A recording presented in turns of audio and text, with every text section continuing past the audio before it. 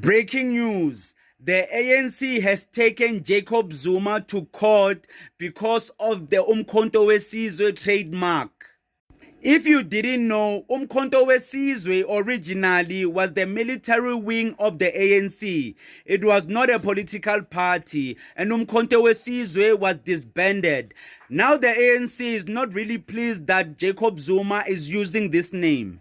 I think this thing of coalition governments is the reason Jacob Zuma is with uMkhonto WeSizwe.